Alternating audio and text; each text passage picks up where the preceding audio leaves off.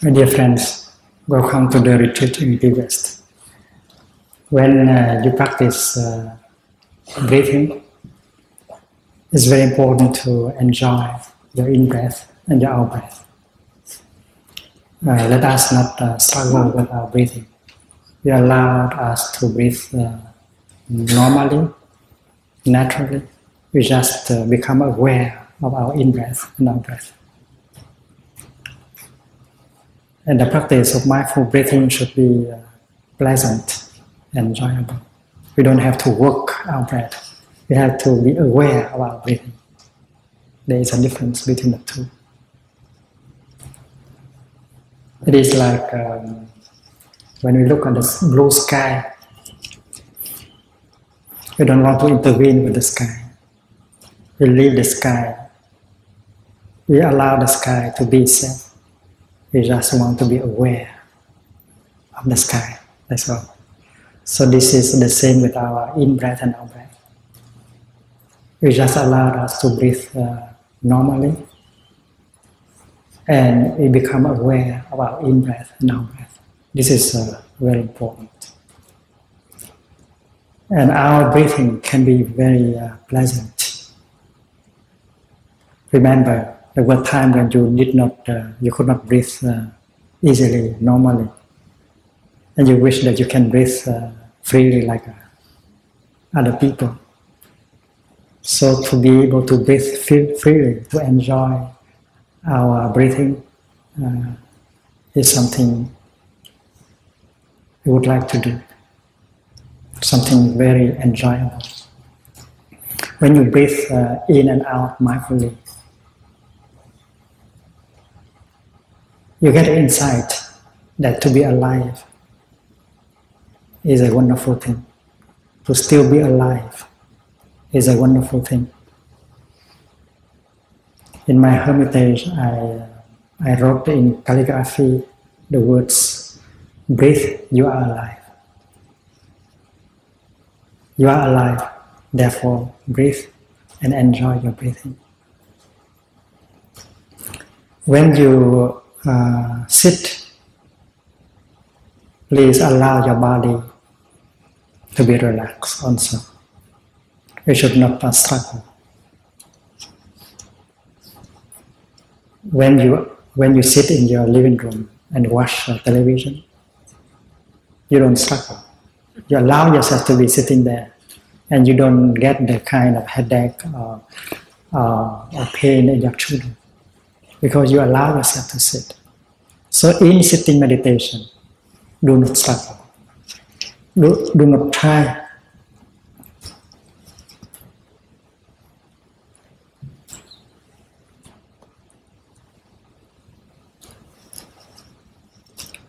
Do not try to become someone other than yourself. Allow yourself to be. Sit relaxedly and enjoy the sitting. Sitting also can be very enjoyable. Sitting and doing nothing. Just enjoying your sitting, enjoying your breathing, and feel that you are alive. The president of South Africa, Mr. Nelson Mandela, visited France some time ago. And when the press asked him what he would like to do the most, he said, what I want to do the most is just to sit down and doing nothing. Since the time I was released from prison, he said, I have not had a chance to sit down and to do nothing. For him, sitting down and doing nothing is great. He could not afford to do it. Among the monks who are there today, there is a very young monk of 17 years old. He came from South Africa. And I told him to enjoy sitting for his president. So sitting meditation is not to become someone else, something else. It's not a struggle. You just enjoy your sitting. Sit and become aware that you are there alive.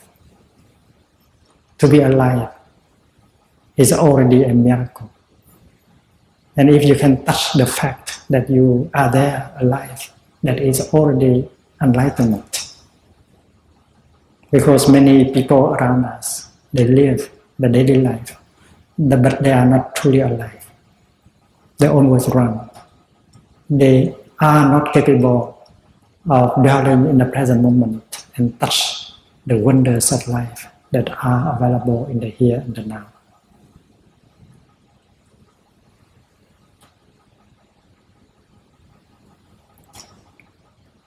When you sit with a cushion on a chair, in a chair, allow yourself to be comfortable.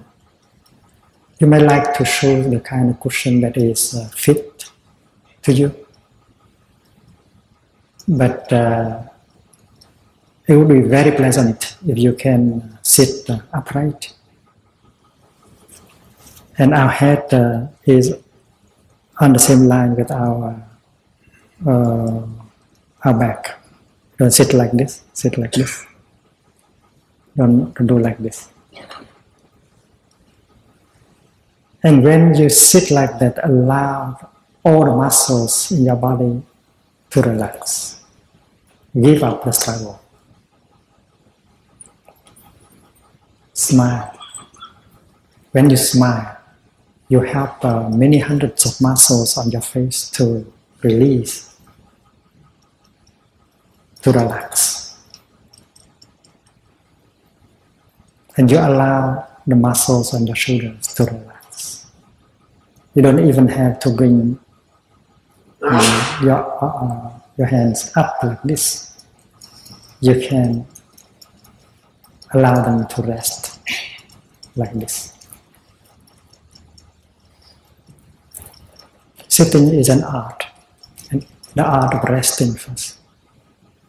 It's very important that we learn how to rest. Many of us have lost our capacity of resting. We know that our body has the power of healing itself.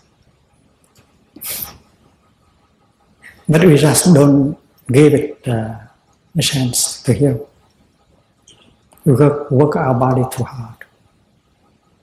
We don't know how to allow our body to rest.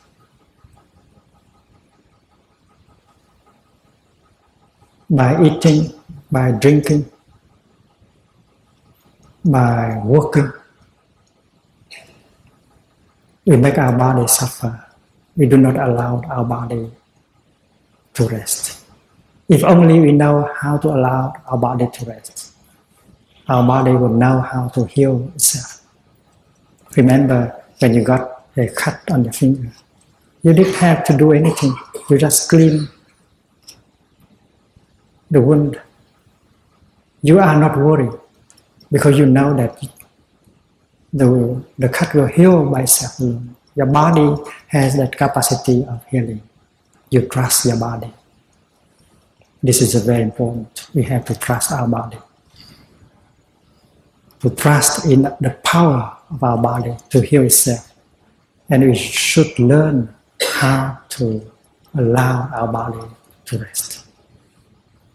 The animals in the forest, when they got wounded, deeply wounded, they know how to do. They find a place, a quiet place, and they lie down many days, not thinking about eating or anything else. There is a wisdom in that, because they know that resting is the only way by which they can heal themselves. And we humans, we have lost that wisdom. We are over worried. We don't have the trust in our own body. And therefore, to learn how to allow our body to rest is very important.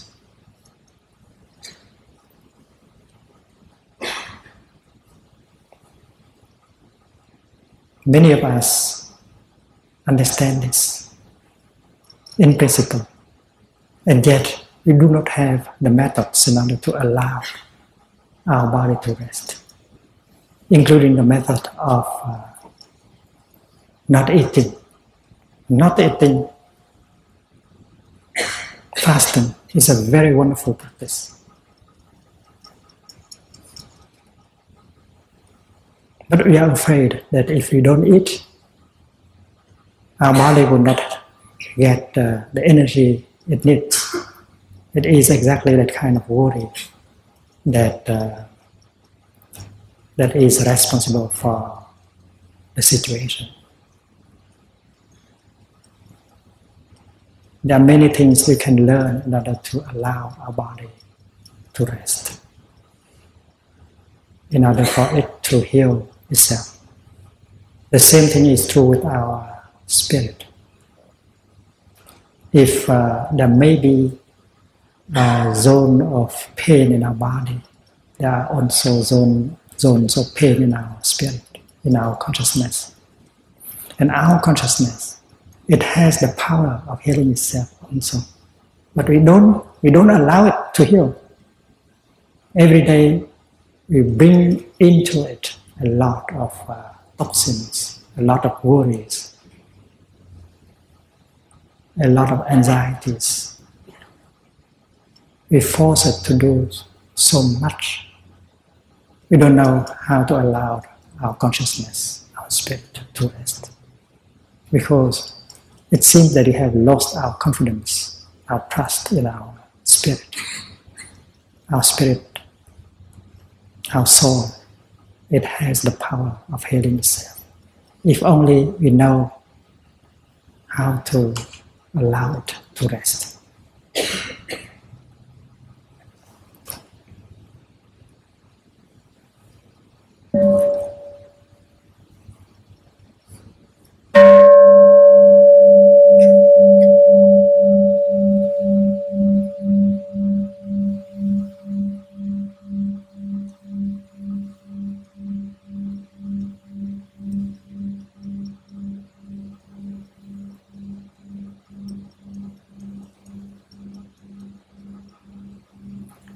To worry too much has become a habit energy in us.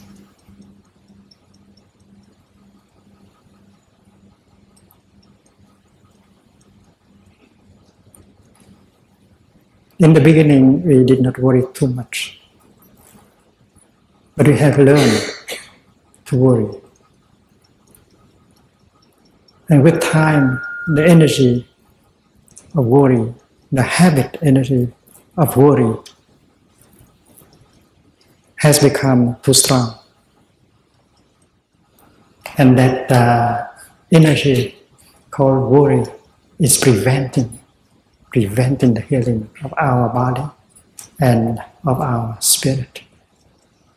Therefore, we have to learn how to recognize that habit energy in us in order not to let us, to overwhelm us, and to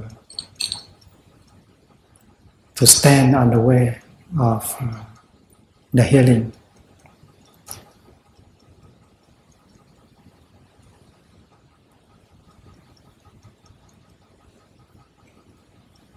We have the habit energy of running. We do not seem to believe that happiness is possible in the here and the now. Therefore, we have the tendency to run ahead and looking for happiness. Conditions of our own happiness do not seem to be there, to be enough. We believe like that. And that is why we are always on the running, and that makes it impossible for us to enjoy what is there in the present moment. The habit of running within is responsible for our restlessness. Rushing, becoming restless, is a very important energy, negative energy in many of us. We have to recognize them.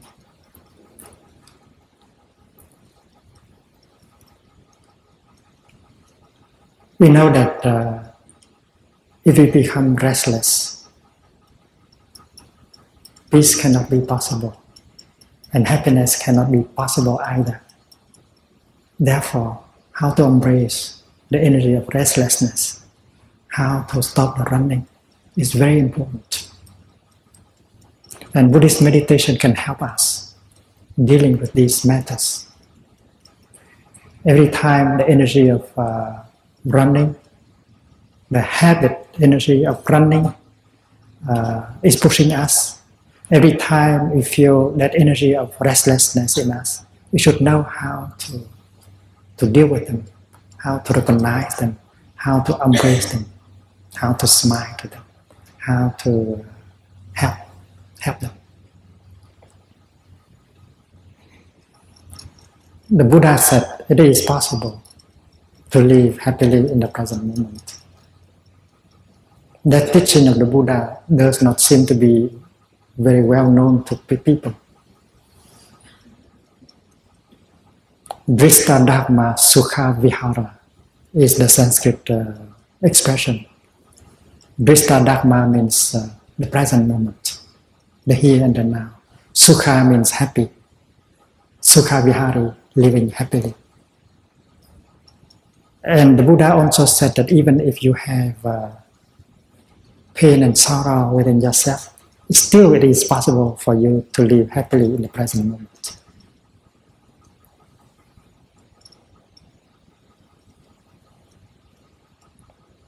Many of us would believe that unless we take the block of pain and sorrow out of us, happiness could not be possible.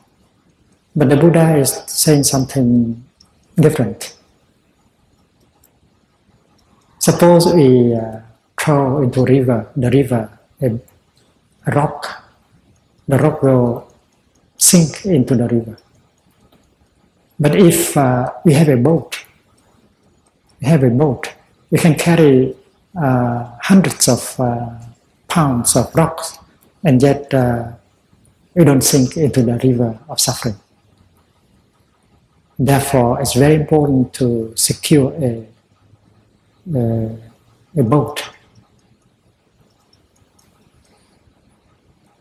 And that boat can be seen as the energy of mindfulness that we can generate within us. The energy of mindfulness is something we cultivate by the practice of Buddhist meditation. And the secret of the practice is just to learn how to live each moment of your daily life mindfully. When you drink your water, drink it mindfully. And by drinking your water mindfully, you generate the energy of mindfulness, called mindfulness of drinking. You have the capacity of drinking your water mindfully. There's no doubt about it. Anyone would have that capacity of drinking mindfully his or her water. The only thing is whether you will want to do it. You want to train yourself in that art of drinking. Everyone has the capacity of walking mindfully. You make one step with your left foot. You are aware that you are making one step. And that is called mindfulness of walking. And all of us have the capacity of walking mindfully. But if we are determined to train ourselves in the art of mindful walking, we'll be able to stop running and to go back to the here and the now. In a practice center, people train themselves to do everything mindfully. Breathing mindfully, eating mindfully, walking mindfully.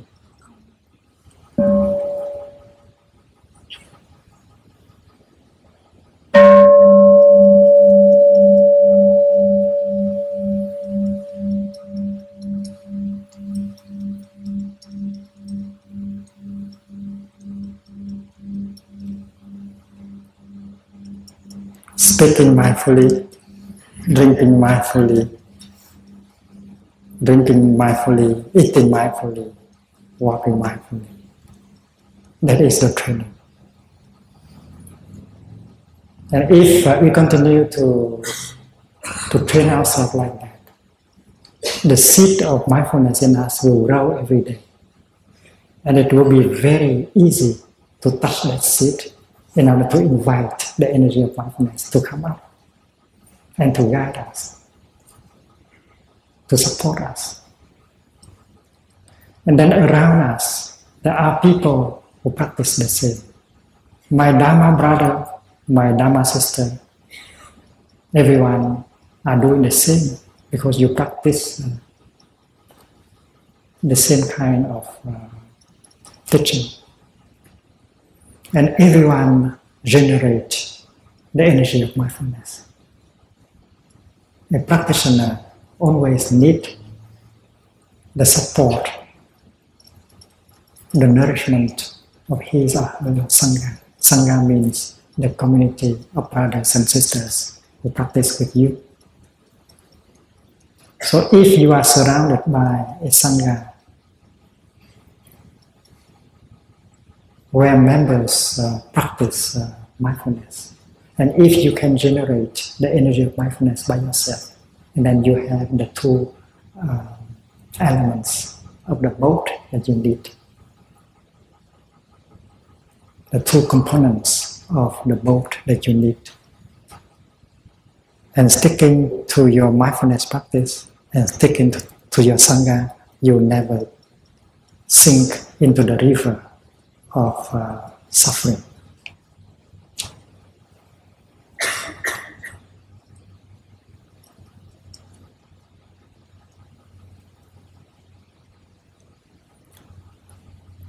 Mindfulness is the energy that helps us to be aware of what is there in the present moment.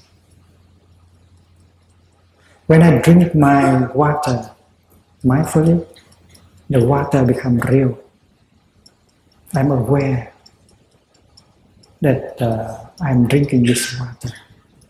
When I look at the blue sky mindfully, the blue sky becomes something very real to me. Mindfulness helps me to be there as a real entity. And it helps the object of my perception become real also. When you drink your coffee, when you hold your baby in mindfulness, your coffee, your baby become real. Why? Because you yourself have become real thanks to mindfulness. The other thing become real also. And since everyone in the community is practicing the same, the collective energy of mindfulness is strong. And that is why finding yourself in the midst of such an environment you are supported, you are encouraged, you are empowered, and you have the solidity, you have the faith that will keep you from sinking into the ocean of suffering. It's a wonderful that many people come together for the practice. If people who are angry come together, there will be a collective anger that can be very devastating. But if there are many people who come together and practice mindfulness, that is a wonderful thing.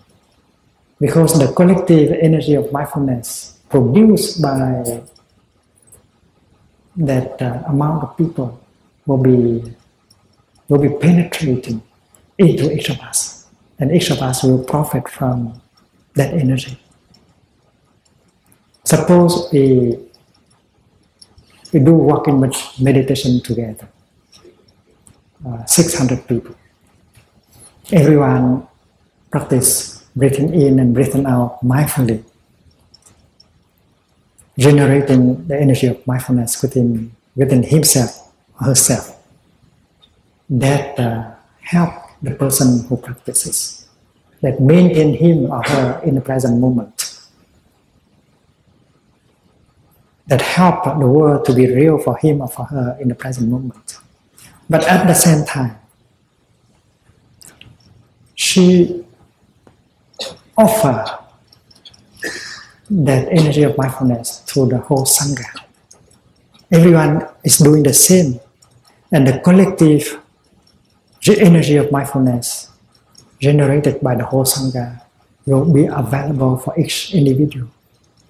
That is why walking meditation as a group is different from walking meditation done alone.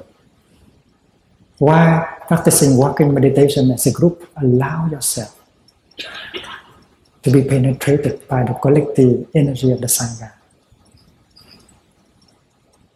You feel you are empowered. You feel that you are supported. And other people, instead of being an obstacle for your practice, have become a source of support. A Dharma brother, a Dharma sister is there to support you, not to be an obstacle for your practice. While you practice sitting, surrounded by so many people who enjoy sitting, allow yourself to be penetrated by that collective energy of mindfulness. You don't sit alone, you sit with the Sangha. It's wonderful to sit with the Sangha. When you share a silent meal with the Sangha, don't eat alone.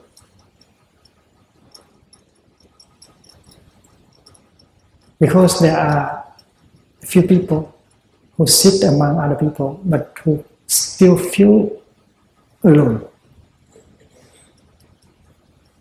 And sometimes embarrassed by the presence of other people.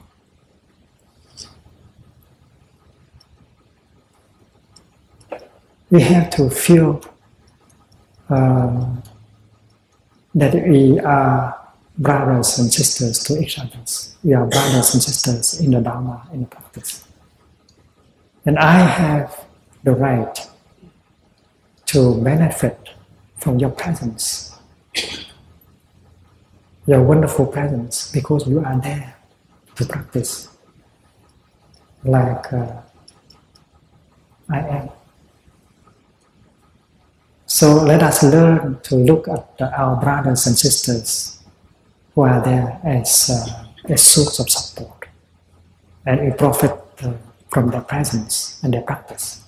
In that way, we can receive the energy that we need, and that means that the support of another person in our life is very important. So to have a Sangha, to have a community where people are devoted to the practice is a wonderful, and we should be able to to profit from the presence of these brothers and sisters. So let us enjoy sitting together, not just sitting alone. Let us enjoy eating together. Eating breakfast is a beautiful practice. It is strong practice also. Allow yourself to be penetrated by the joyful spirit of the Sangha.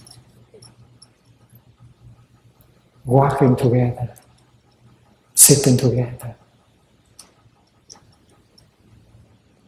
breathing together. It's wonderful to sit together and just enjoy our breathing in and out.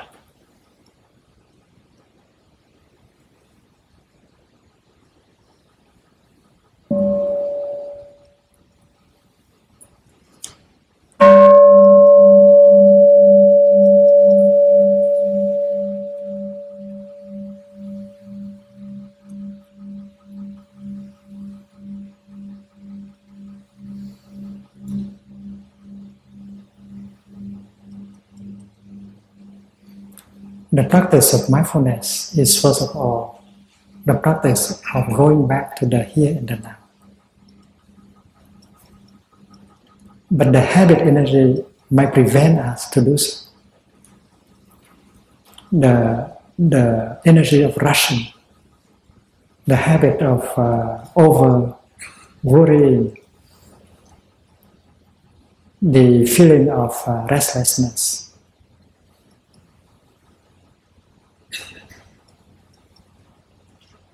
the tendency to be caught by the past.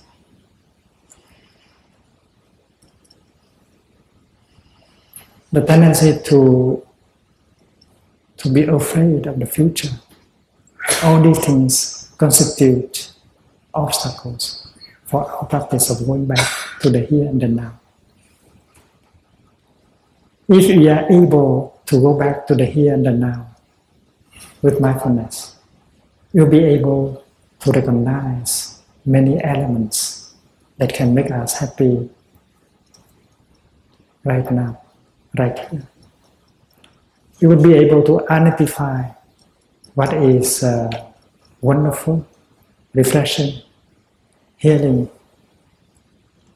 nourishing in us and around us. And having recognize them, identify them, we know that happiness in the present moment is possible. And with our practice of mindful breathing, mindful sitting, mindful walking, we nourish, we keep alive that kind of insight so that happiness can last. Otherwise, the thinking, the worries will settle in and take us away from the here and the now. The address of happiness, the address of peace and stability is written very clearly, the here and the now.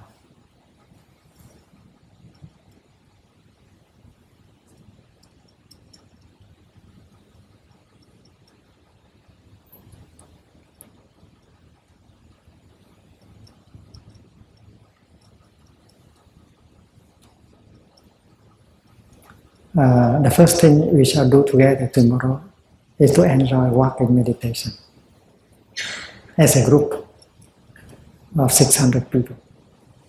I would like to offer some instructions as how to enjoy walking together.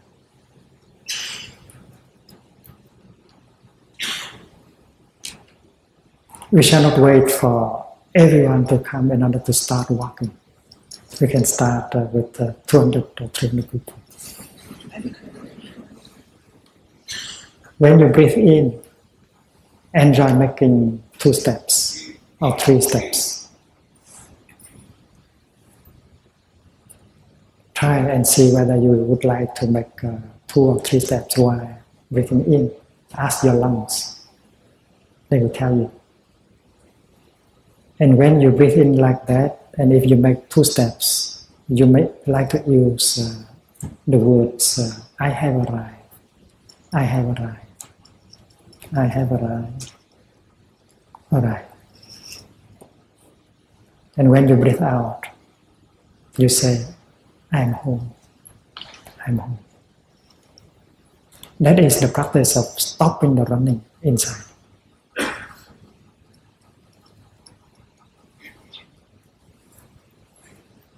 And you stick to that practice until you arrive. You truly arrive in the here and the now. Because the habit energy is there. And if you allow it to take hold of us, and then we be carried away into the past, into the future, into our worries, our projects, and we are not able to establish ourselves in the address of the here and the now. That is why combining your breathing and your steps can help you to be solid,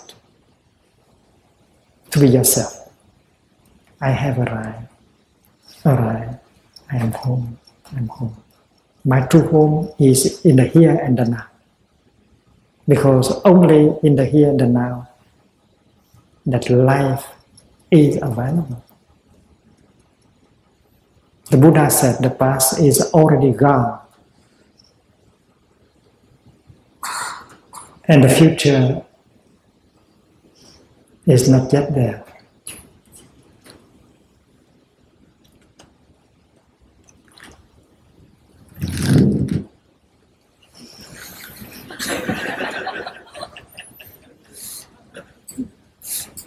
There is only one moment when you can be truly alive. That is the present moment. Simple, clear. And your appointment with life, that address is clear, the here and the now. And if you miss the present moment, you miss your appointment with life. And therefore, the practice is to go back to the here and the now. The practice of arriving in the here and the now, your true home. Everything you are looking for, you have been looking for, must be found in the here and the now, including your peace, your happiness, your stability, your joy, including the kingdom of God, including the Buddha, including our ancestors. I have arrived. Arrived. I am home. I am home. It means I don't want to run anymore.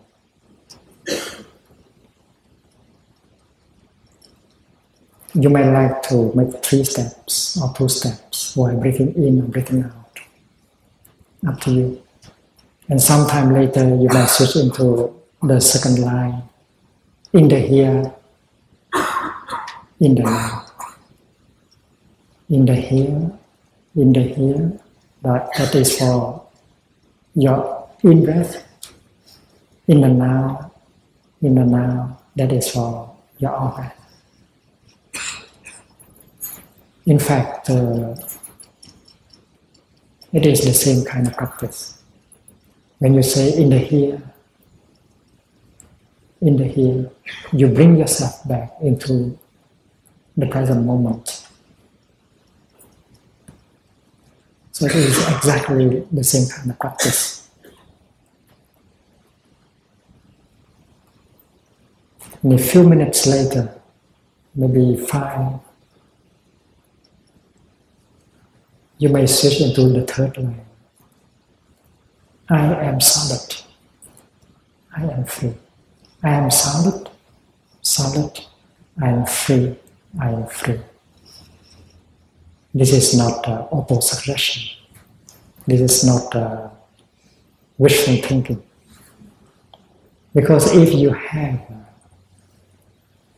succeeded in arriving in the here and the now, you already begin to touch the element of solidity and freedom in you. your steps are now more solid because you are already established in the here and the now. The past can no longer pull you, the future can no longer pull you away. You are yourself, you walk like a free person, as a free person. From these worries, anxieties, and fear, and regret. And therefore, the element of solidity and freedom have increased in you. I am solid, I am solid, I am free, I am free. That is the acknowledgement of the quality of walking that you have now. In fact, you have cultivated your solidity and your freedom in the last 5 or 10 minutes. That is why now you enjoy it. So when I breathe in and I say, I am solid,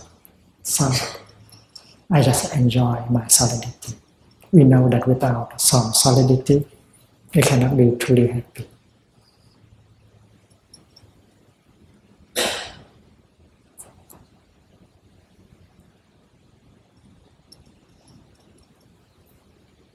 If we feel shaky,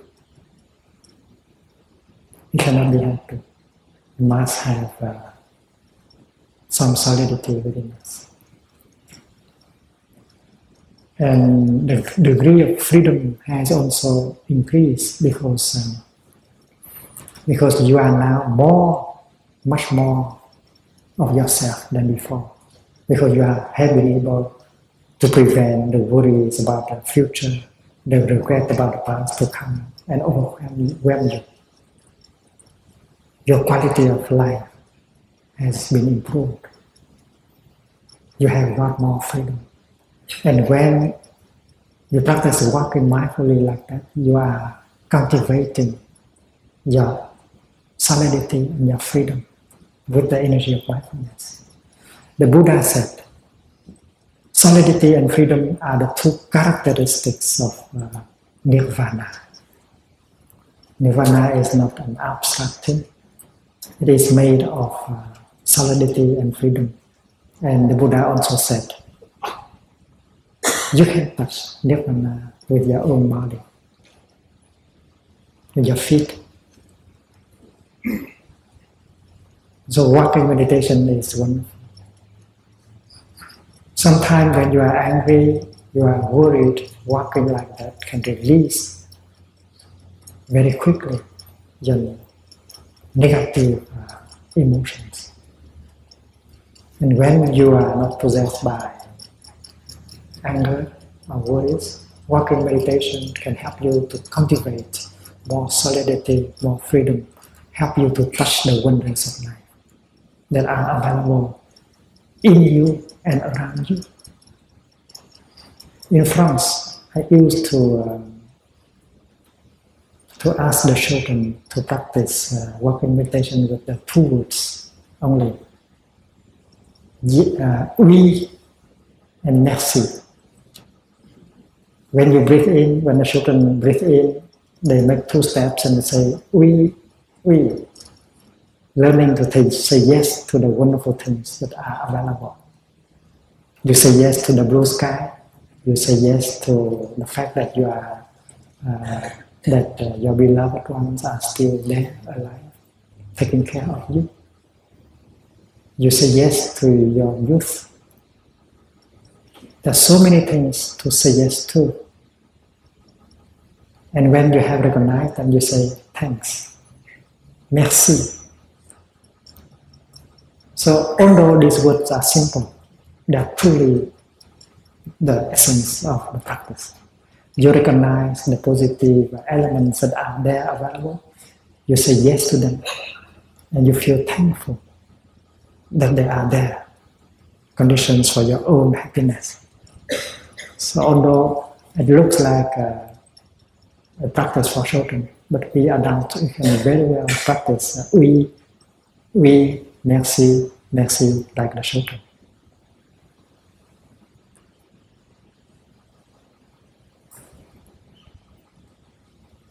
The sight of a brother who walks in front of you or on your left, mindfully enjoying every step he makes, will be a bell of mindfulness, helping us to go back to our practice. Because while walking, you may lose your mindfulness. The thinking might settle in, and mindfulness may be gone, and you are no longer in the here and the now. Especially when you are a beginner. But the presence of a brother or sister in front of you or beside you will be very helpful. During the retreat, let us all practice walking mindfully. And each of us should become a bell of mindfulness for the rest of the Sangha. If someone happened to lose 1 or 2 steps in forgetfulness, and if he or she see another person walking mindfully and enjoy deeply his steps, and then that person will be reminded and can come back to himself and enjoy the mindful walking again. The monks and the nuns in Plum Village, they have got the habit of walking mindfully. Because in Plum Village, we don't have any other style of walking, only mindful walking. If you come, you get the habit quickly. And the sight of a monk or a nun walking mindfully, peacefully, can be very helpful. And each of them can be a bell of mindfulness. But all of us can do the same. Each of us can transform himself or herself into a bell of mindfulness by our way of walking. So that the whole community, the whole retreat can profit from our presence and our practice. And the collective energy of mindfulness will be strong and will benefit all of us. Please, if you need to move from one place to another place, even if the distance is only a few yards, do mindful walking. Enjoy every step you make. Walk like you are already in the kingdom of God. Because in the kingdom of God, there is only one style of walking.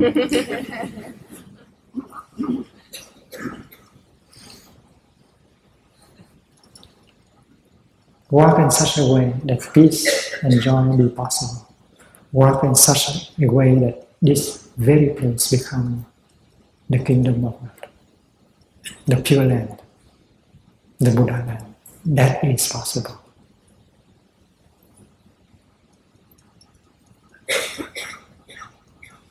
So walking meditation is a matter of enjoyment. And with the collective power of the Sangha, will be supported to be successful in our enjoyment of walking. From time to time, you hear a bell, and you may like to pause in order to touch the blue sky, or whatever is there around us. Smile to them, recognize them, recognize the fact that we are together, we are here alive in this very present moment. We touch the miracle of life, of being alive.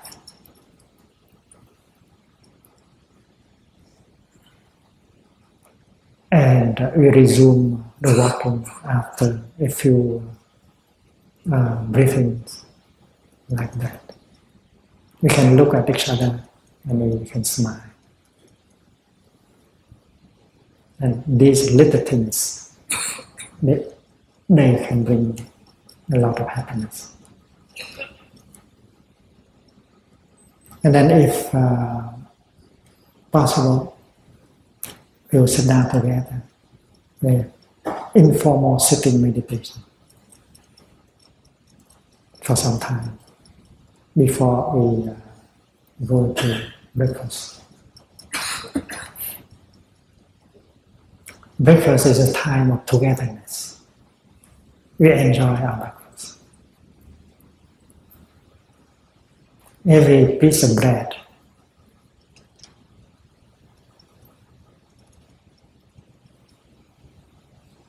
we should enjoy it with our mindfulness.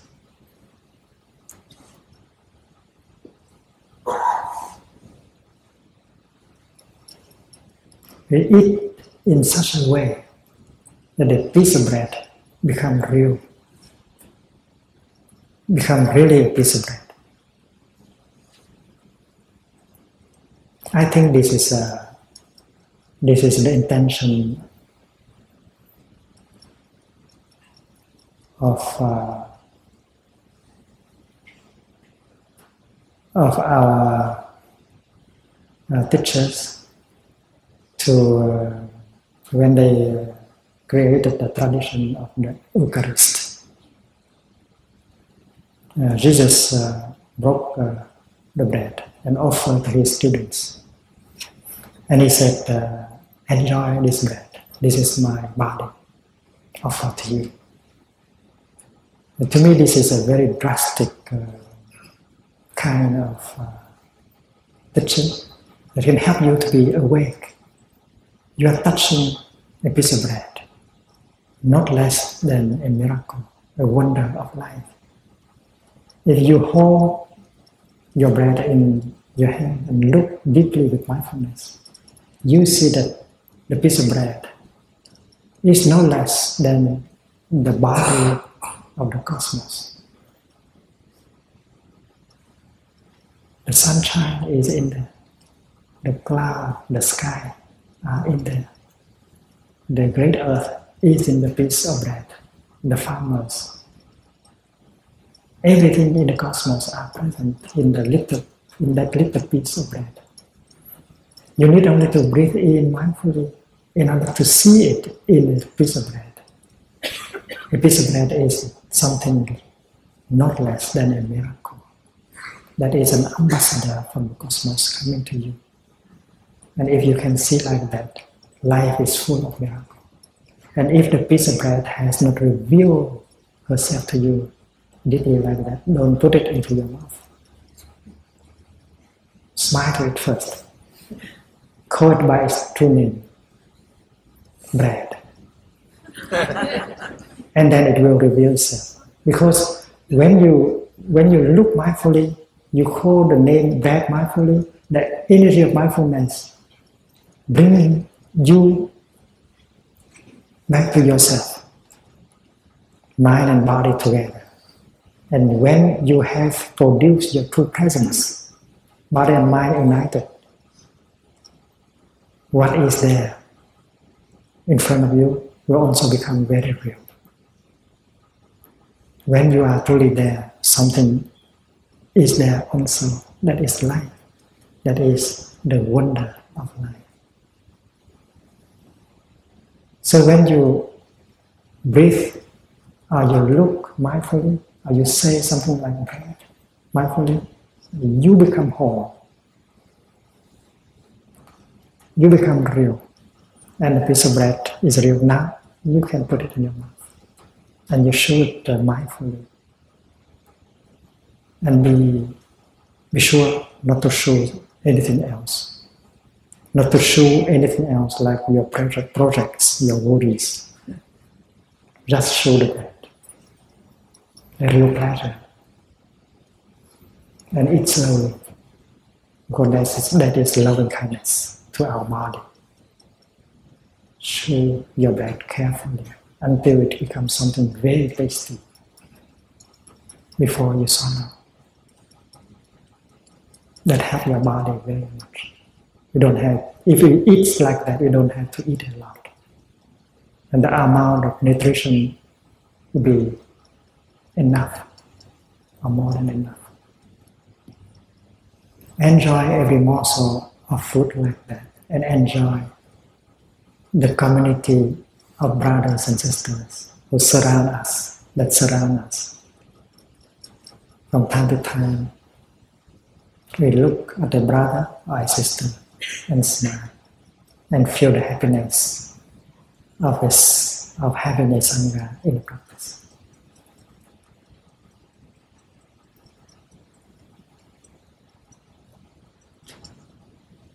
And when we stand in line, waiting for our turn to serve, to take the food into our plate. We also practice enjoying our in-breath and out-breath. Not a minute, not a second of our daily life is wasted. Because every minute is a minute of practice. Standing in line, you don't wait any second, any minute. The whole time is for the practice. The whole time can be joyful.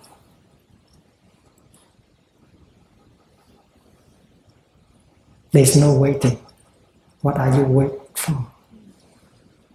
Because life is available in this very moment.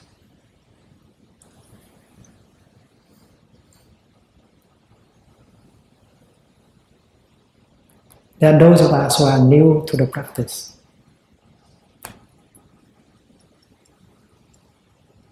And have come for the first time. We should not be embarrassed. Sometimes we don't, maybe that sometimes we don't know whether to bow, to stand up, or not to bow, or not to stand up. But that is not important. The right thing to do is not to bow or not to bow. The right thing to do is to be mindful. It's better not to bow than to bow without mindfulness. So please don't feel embarrassed. If you can allow yourself to settle in the present moment, that is the best thing we can do already. We don't have to imitate exactly the other people do. We might profit from some of their experiences, but we don't have to imitate. If we can produce our true presence and enjoy every minute we are here together, that is already excellent.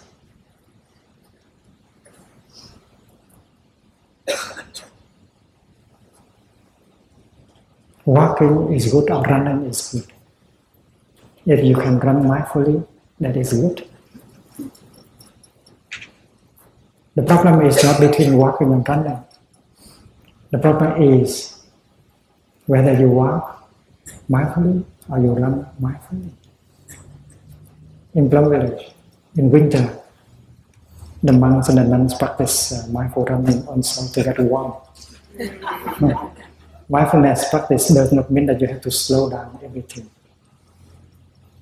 And but we have to recognize that in the beginning, to slow down, it helps. It's easier to be mindful when you do things more slowly. But that does not mean that we have to be slow all the time. No. When you listen to a Dhamma talk, that is also a time for enjoyment.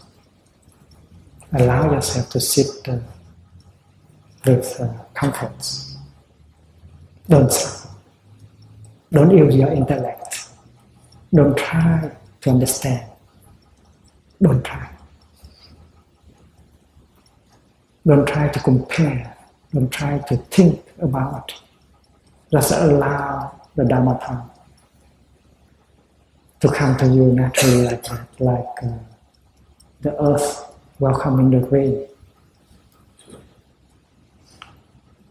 The best way to listen to the Dhamma talk is not to use the intellect.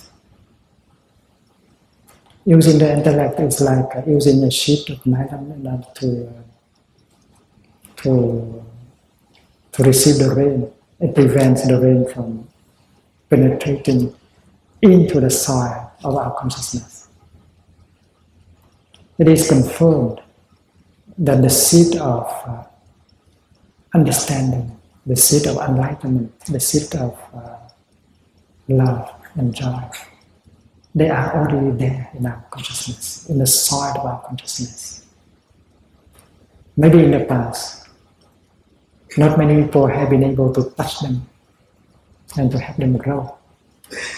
And that is why they have not become important enough in our life. But if we allow the Dharma ring to penetrate into our consciousness, into the soil of our consciousness, and touch deeply the seeds inside. The best the teacher can do is to help the seed of enlightenment and love in him, in the student, to come up, to be touched, and to manifest. The morning when the Buddha attained perfect enlightenment, he said something alone, translating his surprise.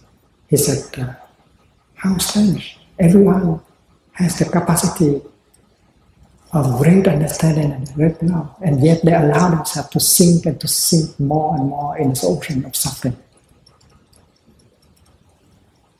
So that statement made by the Buddha on the morning of enlightenment reminds us that we all have the capacity of understanding and of loving, of being happy. We should allow these seeds to be touched and to grow, to manifest themselves. And the purpose of the practice is to do that. The purpose of the Dharma talk is also to do that, to create opportunities for the most precious seeds in us to be touched and to grow, to manifest. Even if you feel sleepy during the Dharma talk, that's still much better than to use your intellect.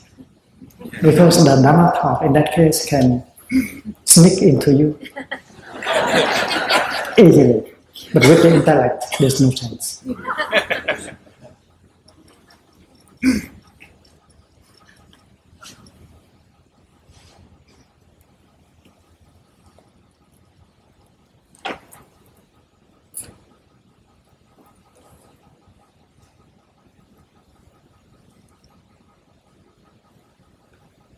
There is another line of the Gatha that I have not mentioned.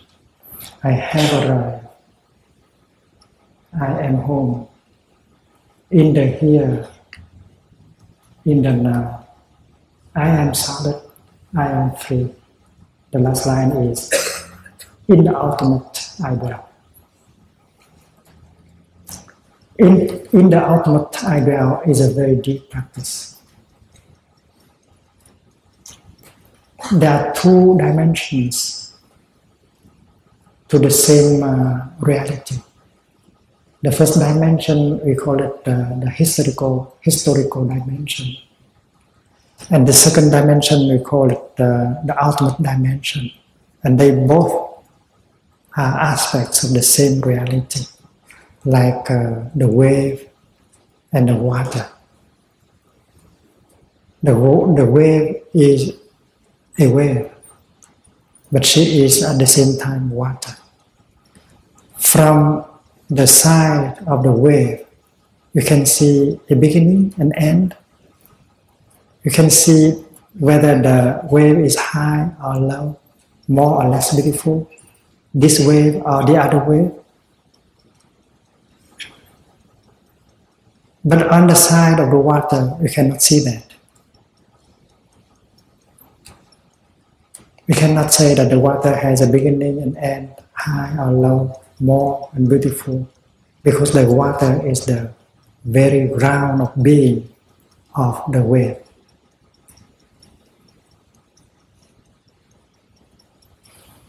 So it's a natural that the wave can live the life of a wave, but she can do better than that.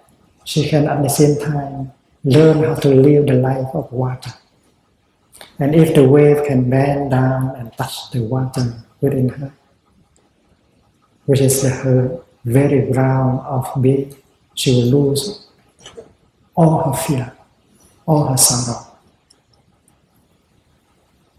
Because as far as water is concerned, there is no beginning, there is no end, there is no up, there is no down. There is not this, there is no this, there is no that.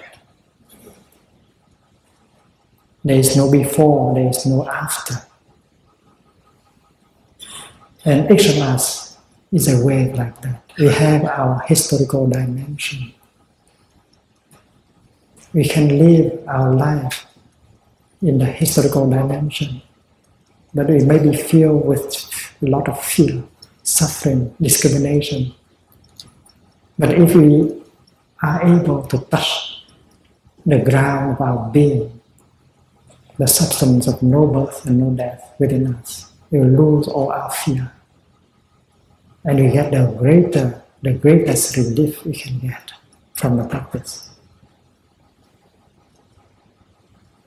In the language of Christianity,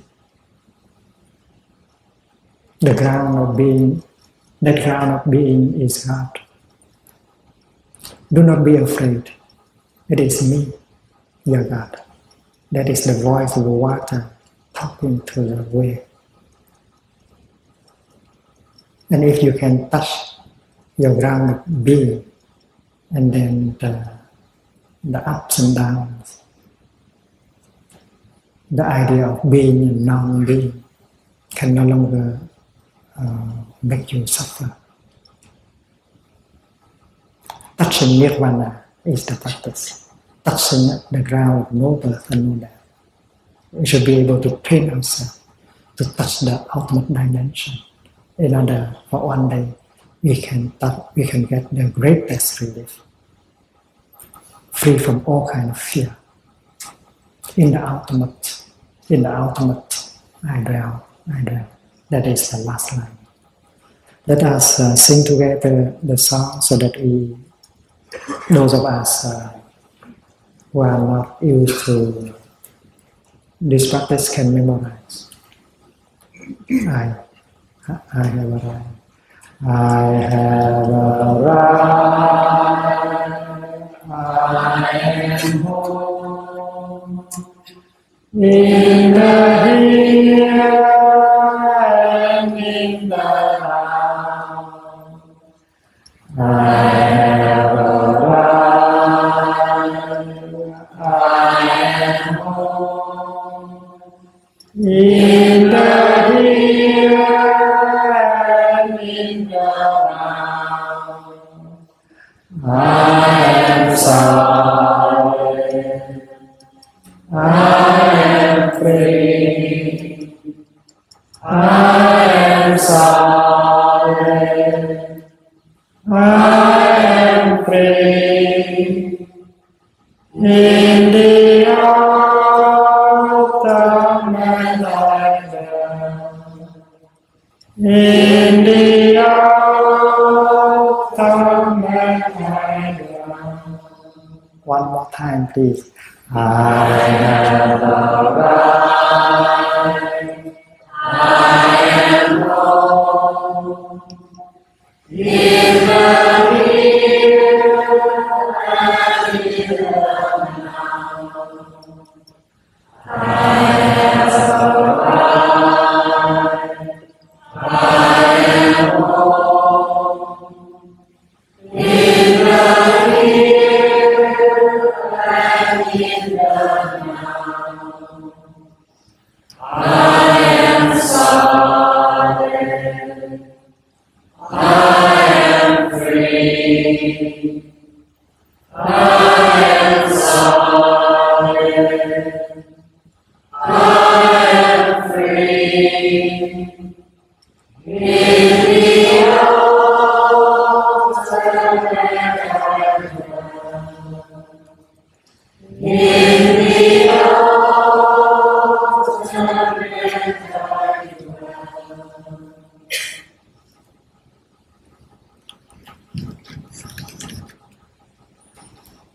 Dear friends, each of us will use a notebook like this during our retreat. And during the first 4 days,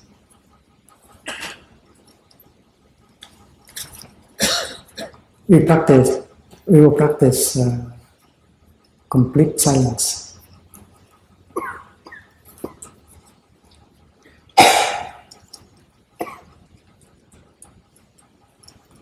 For us to have a chance to observe the energy in us, whether positive or negative. And each of us will be offered one notebook like this.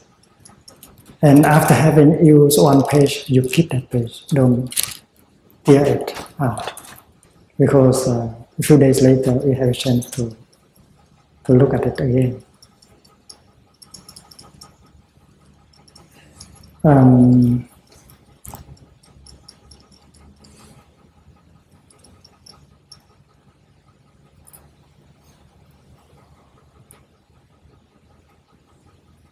There is a practice called the purification of speech. You don't talk. And you observe the ideas, the feelings that come up in you. All the monks and the nuns here during the first 4 days will practice with you like that. We shall not talk at all. Every time we need very much to say something, we would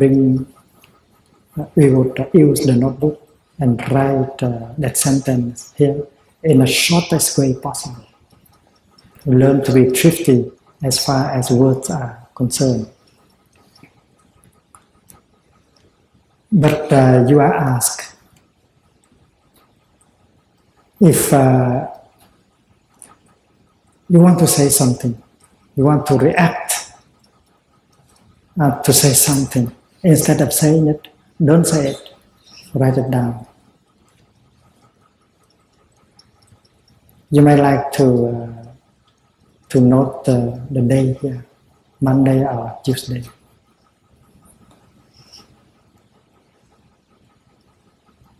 Something that is not to your liking, something that makes you angry, that make you irritated, make you sad. Instead of trying to say it out to another person, don't say it. Write it down.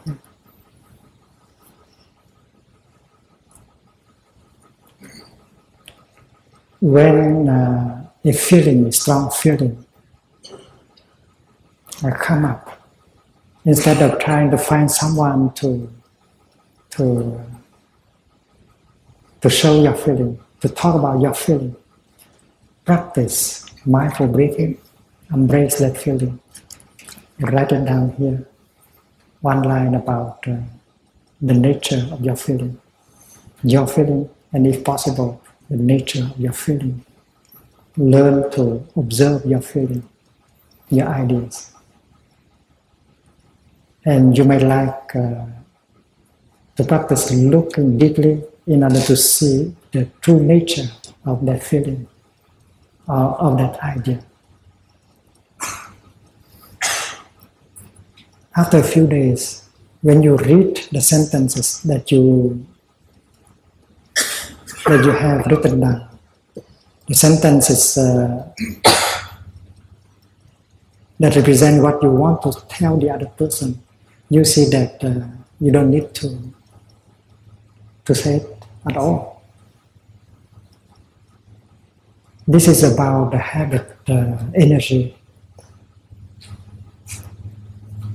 the negative habit energy that is strong in us.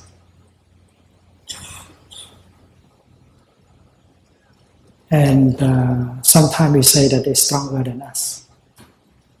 We know that if we said that, if we did that, it will destroy, it will cause damage to our relationship with the other person. to cause damage within us and within the other person. And yet, we have said it, we have done it.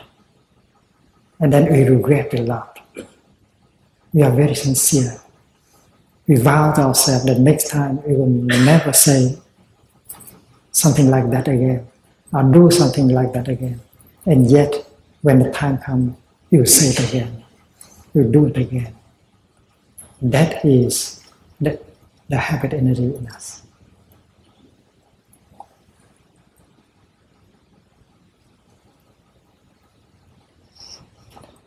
When you see something not to your liking, you have tendency to react right away, to say something right away, to react strongly, because it seems that we believe that reacting like that will help us feel better. But the result is the opposite. If we feel irritated, and if we reacted angrily like that, we suffer more. And we also destroy something in us and something around us. If only we can refrain from saying or from doing that. Instead, we write it down. And if we can go to sleep one night, and the next morning when we read what we have written, we know that it's good that the other day, yesterday, you didn't say it.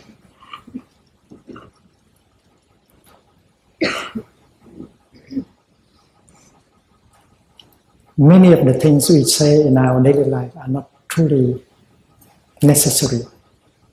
And many of the things we say also have the power of destroying, causing damage in us and in the other person. And that is why the practice of silence is a practice that can help us to observe the habit energy in us. Mindfulness, every time it is lit up, it can recognize the habit energy. And the habit energy will not be able to push us to say it or to do it again. Every time we are able to recognize the habit energy, we will keep it from overwhelming us and causing damage in us and in our relationship. And that habit energy will go back to the depth of our consciousness as a seed, and a little bit weaker than before.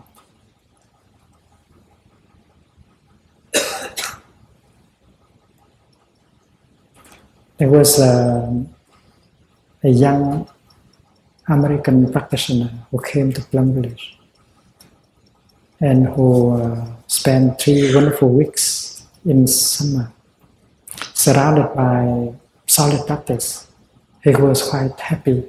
He practiced like other people, mindful walking, mindful breathing, mindful sitting, mindful eating, and so on. One day he was asked by his fellow countrymen to go to the market in St. Foy-la-Grande to do some shopping, because that was Thanksgiving Day. And each group of retreatants would like to make a special dish in order to offer to the altar. And while he was in the city shopping, the energy of restlessness, the energy of rushing suddenly arise in him, come up. And it did not come up during the 3 weeks of stay in the upper hamlet. He was able to recognize it because he had already practiced 3 weeks of cultivating mindfulness. So at that moment, he was able to recognize the habit energy of restlessness, of rushing. And he saw that is the habit energy that had been transmitted to him by his mother, because his mother is always like that. So he began to smile. He went back to his mindful breathing and he said, "Hello, mommy." And suddenly that energy vanished. He knew that he is not surrounded by practitioners in the Sangha. He has to take care of himself. That is why from that moment on, he followed his mindful breathing and continued to shop, to do shopping until he went back to Plum Village. And that energy did not come up for a second time. So if we know how to cultivate the energy of mindfulness, we have something in order to recognize the habit energy in us every time they come up. We will prevent it from pushing us to do or to say things that we don't want to do or to say. And every time we embrace and recognize it like that, it will come back, go back to the depth of our consciousness in the form of a seed, and always losing some of its strength. And next time we do the same. And now we have an opportunity to practice silence in order to observe. And we have a notebook. So please, every time you need to communicate, use the notebook. Every time you want to say something, just write it down. To show or not to show the other person, that's not important, but you keep it. And the next day you may like to read it again and find out that it's not really important. And of course, any feeling that comes up, any emotion that comes up,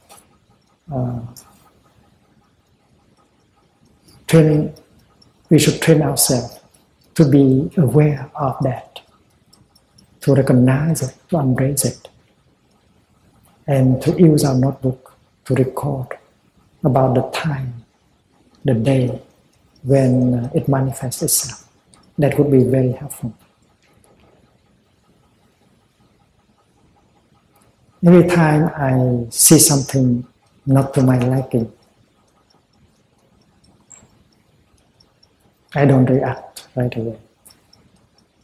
I go back to my breathing in order to see whether there is something I can do in order for the situation to get better. Because I know through experience that if I react with irritation, with anger, I make myself suffer more, and I make the other person suffer more. I make the situation worse. And that is a good habit that we can cultivate, we can learn. If you see something not to your liking, don't react. Go back to your breathing and ask yourself the question, in this very moment, is there anything you can do in order to better the situation?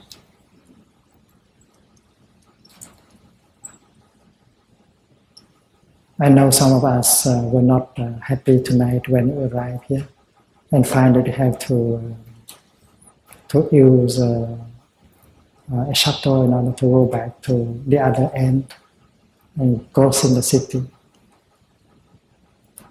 I would not like it myself, but if it happens like that, I go back to my breathing and I will find out what I can do to myself in order to make it acceptable, make it more pleasant. One day I conducted a retreat in New York City, Manhattan. And there's no place to do walking meditation.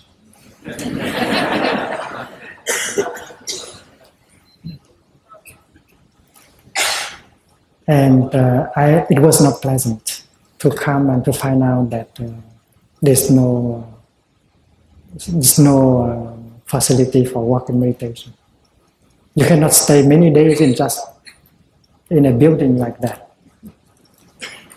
So after 1 hour of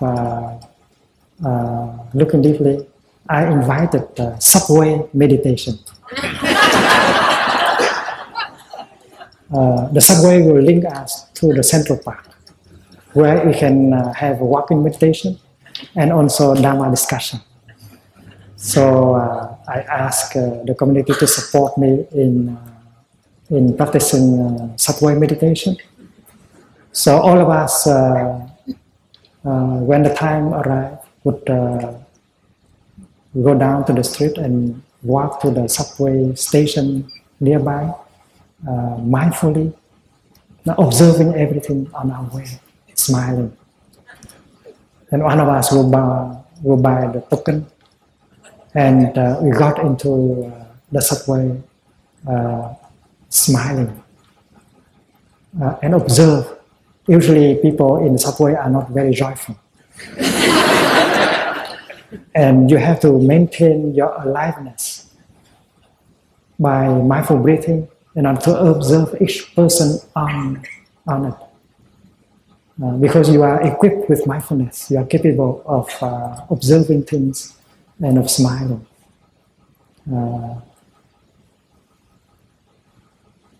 And it turned out that subway meditation became the thing that people memorize the most from that retreat. After the subway, we got into the Central Park. We enjoy walking there, Dharma discussion there, and then we go back with using subway meditation again. I remember one day when we went back to the place of the retreat. One person was stopped by a passenger because they saw us walking in silence and with each step solidly. I was walking ahead, so I did not know, but it was reported to me later on. A lady stopped one of the practitioners and asked her and said this: "I know you are in a powerful experience. You are having a powerful experience. Please tell me what is going on with you."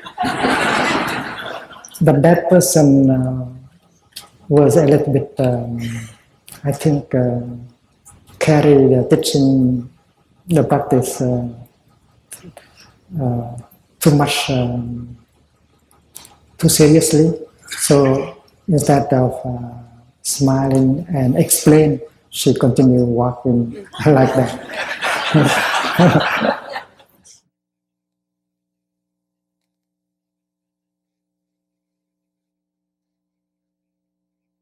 Because to smile and to explain mindfully is also the practice. So I would ask you to do what we have done in many places, like in India, when we visited the birthplace of the Buddha, the place where the Buddha got enlightenment, and so on. Always on the bus, we use the bell of mindfulness, and we practice sitting meditation, mindful breathing, and observing on the bus. So tonight, you use the shuttle to go to the other place. Please maintain your silence, maintain your mindful breathing, and observe whatever you see. It may be that you see them for the first time because mindfulness is with you. It is my wish that every shuttle has a bell of mindfulness in there. Everyone will sit, practice mindfulness of sitting in a bus. And even if you have to go through by the city, you don't have to suffer. Why do we have to suffer? Because the subway, if you don't practice, is difficult. Therefore, with the mindfulness of breathing, of smiling, of observation, you can transform the situation into something much more pleasant. And I trust that you can do it for all of us. After 4 days of complete silence, we shall learn the practice of mindful speaking. But in occasions like Dharma discussion, we have to share our ideas and our experiences. But even in Dharma discussion, use this notebook. You talk only when you really have something important to say. Namely, when you have an experience of the practice.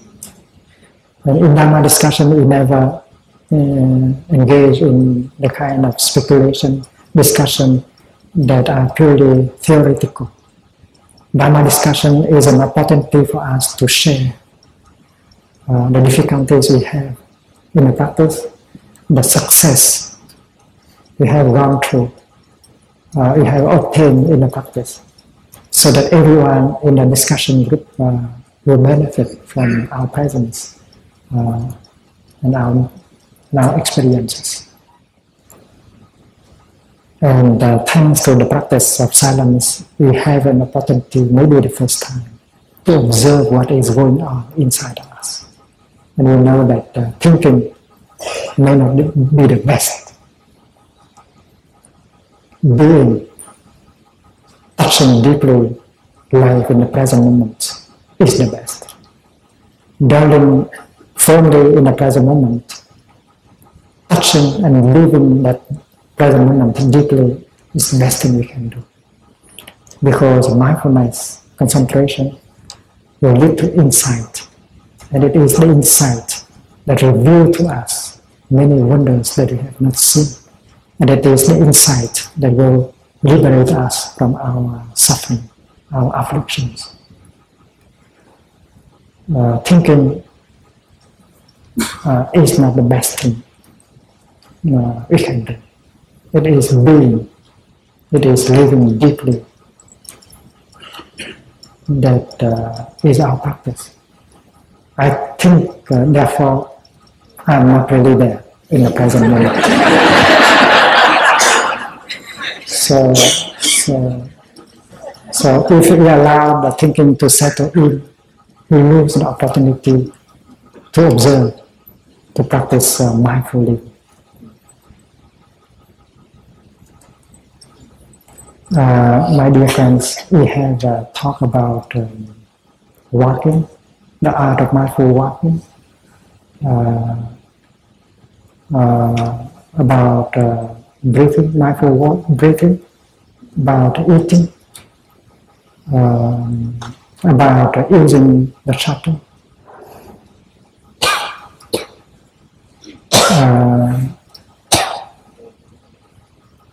Every time we hear the bell, that is an opportunity for us to go back to our breathing, to enjoy our breathing, the oneness of our body and mind. In Plum Village, not only we go back to our breathing every time we hear the bell, but we also do that every time we hear the telephone ringing. Also when the clock plays the music every quarter of an hour. And in Dharma discussion also, if from time to time there will be a bell, so that we have an opportunity just to stop and to enjoy our in-breath and out-breath. If you happen to bring your bell, please let us know, because I think on each shuttle we need a bell.